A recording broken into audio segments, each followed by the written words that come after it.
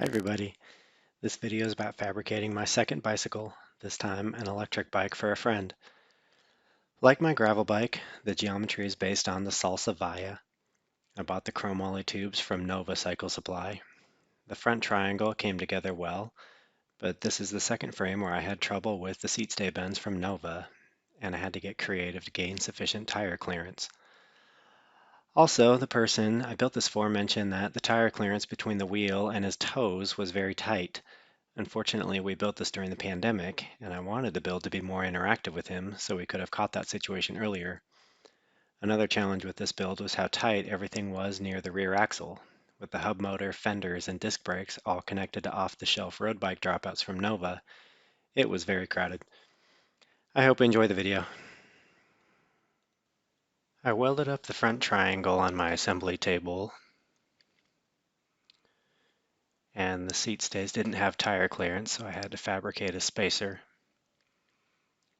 Here the spacer is being welded.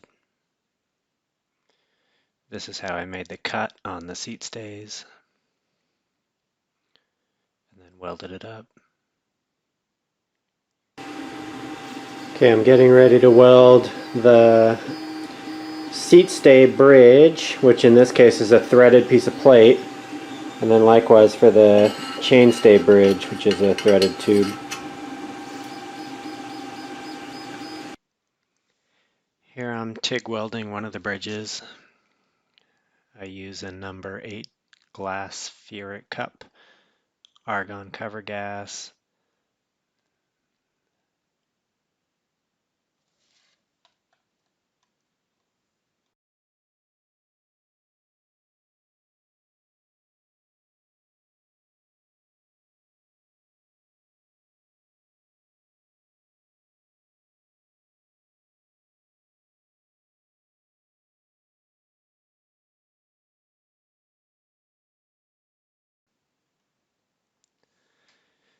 Now I'm TIG welding the other side of the bridge. Got my filler rod stuck. After doing a weld, you should leave the cover gas flowing on it for a few seconds so that it doesn't oxidize. Here I'm welding the chainstay bridge.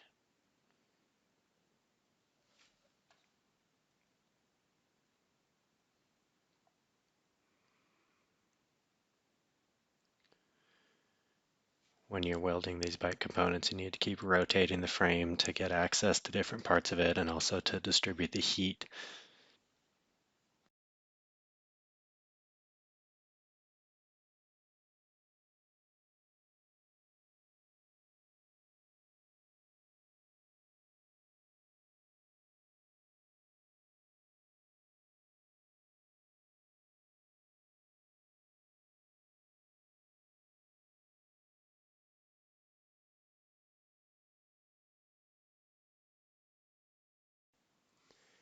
And this is what the frame looks like so far.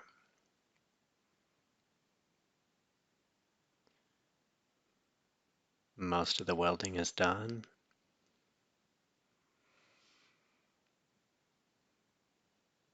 Here I'm cleaning out the inside of the head tube so that the headset can fit in. And here I'm pressing in the headset.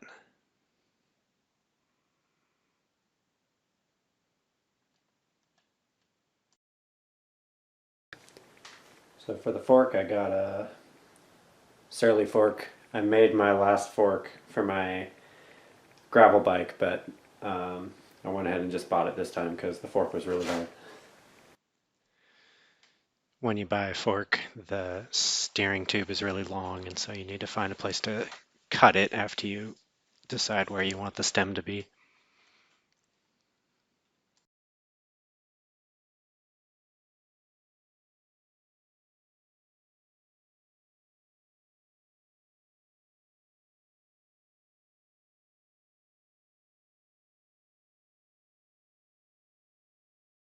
So this is the star nut setting tool.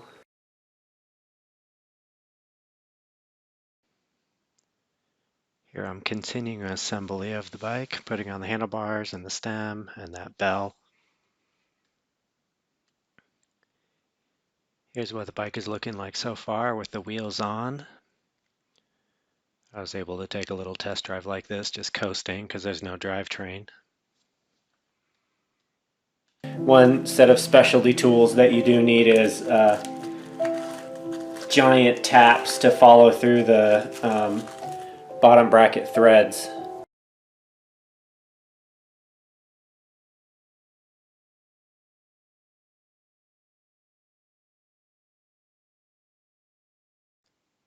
Now that the bottom bracket is installed, I can put in the crank and the chainring. I got the e-bike kit from a company called eBikeLane.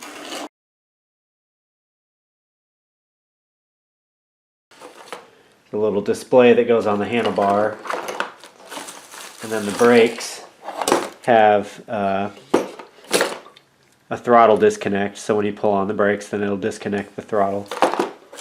And this goes on the crank, so it keeps track of your pedal cadence. This is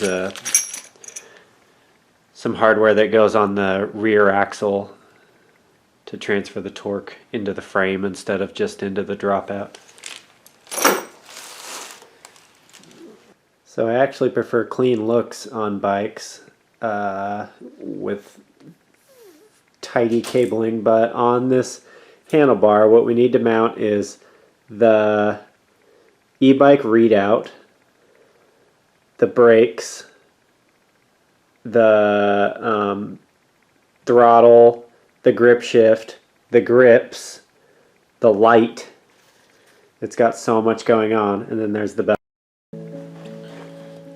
So to put on the brake rotor of a center lock hub, the rotor goes on, and then there's a special lock ring that goes on, and then to tighten this down there's another kind of a specialty tool. You use this to tighten it down, and then you put a wrench on the back. For me, getting disc brakes to work is a little bit of a pain point because of this bracket, which can come in a lot of different sizes. So the fork has this mounting bracket, and then you need this adapter to get the disc brakes on because the bolts are different angles. And right now the disc isn't really being covered by much of the calipers, and so I'll tighten it down and see how that goes. But this was extremely hard on my first bike build when I fabricated my own fork. It'd almost be easier in a way when you're fabricating everything, because then you can just make it all fit. Here I'm trying to get the pedal cadence magnet to fit onto the axle, and I put it into the lathe because I didn't have a huge drill bit, and I'm pretty new to using the lathe, so everything you're looking at is pretty rough.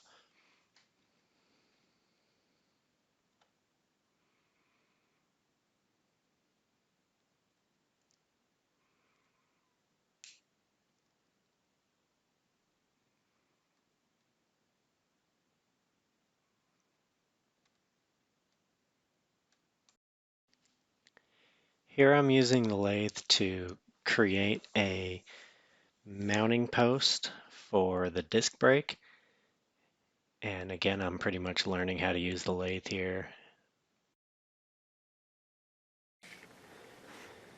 So I'm still working on putting my disc brakes on this rear brake. I think the dropout is just not a good one to have brakes on it, because I want the brake to be in here somewhere, but it doesn't fit between the cables, and the cable pull would be a little strange. So what I was going to do is weld this piece on and then use this piece, but I can't get any of it to work. I can't find good orientation. So instead what I'm going to do is I made this piece on my lathe. I'm going to mount that to the frame tube up here, and I've marked off where the tube goes, and so I'm just going to take a round file and carve in the tube manually. I started filing and realized it was extremely slow work, so I brought out a die grinder. Okay, so for disc brake mount number 1, I made this little part, which is a threaded piece of 5/16 inch rod, and I cut a notch out the side so that it'll fit right here, and I'll weld that on. For the front disc mount, we needed to make a little bracket, so I used CAD, or cardboard aided design.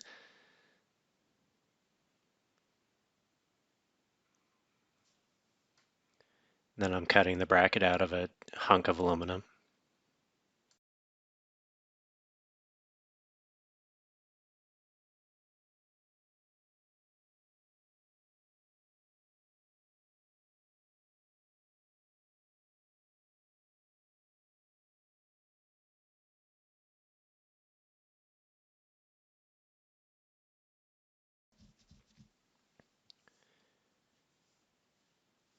Then after I got everything cut on the bandsaw to the extent that I could, I had to load it into the mill drill to put in the holes that I'm going to need to tap for the disc brake mounts. Here I'm putting in the threads.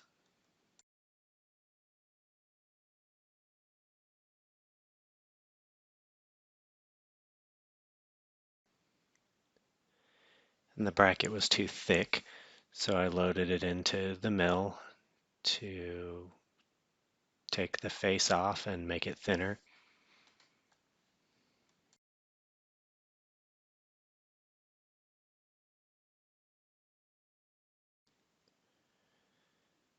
We're watching this at 8 times the normal speed. I'm very new to machining and I'm very slow, even though it's aluminum. I think with a bigger machine and an experienced machinist, this would be very quick.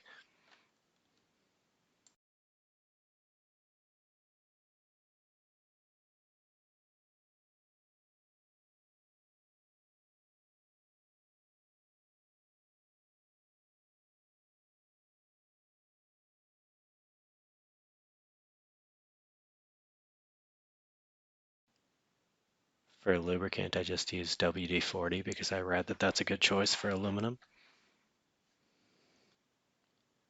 And here I'm cleaning up the inside of the bracket where it needs to clear the brake cylinder. Now I actually had to take off the edges because it was interfering with the fork. And this, it fits in just so. And now I'm going to try. Here I'm welding up the rear disc brake mount. In the end, I didn't use that cylindrical post that I made on the lathe because this was a cleaner, more effective mounting point. This is how it looks after welding. Turned out pretty well. It's really strong. Here I'm TIG brazing some water bottle mounts. Here's the front disc brake bracket and the mounting bracket from the other side. Here's a picture of the bike frame nearly done. More pictures of the bike frame.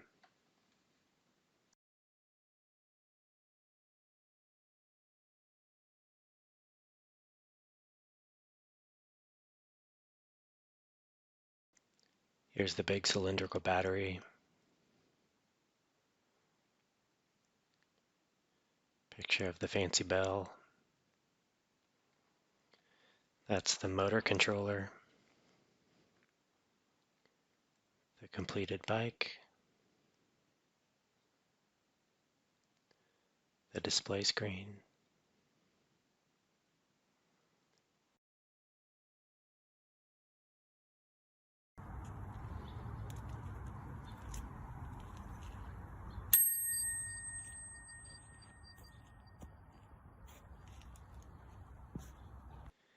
Here's some of my high quality paint job.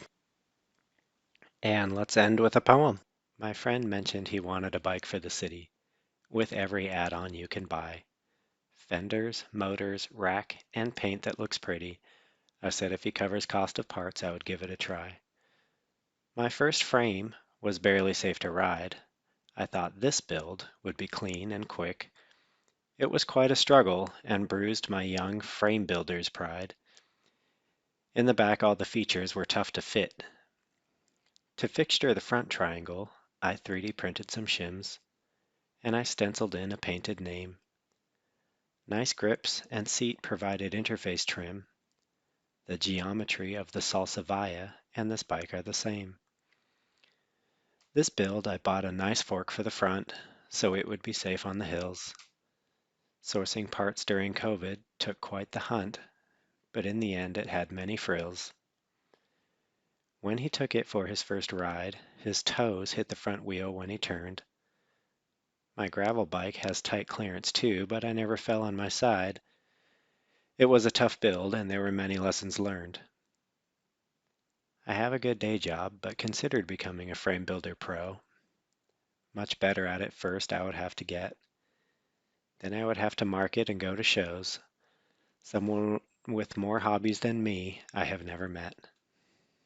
Thank you for watching. Have a great day.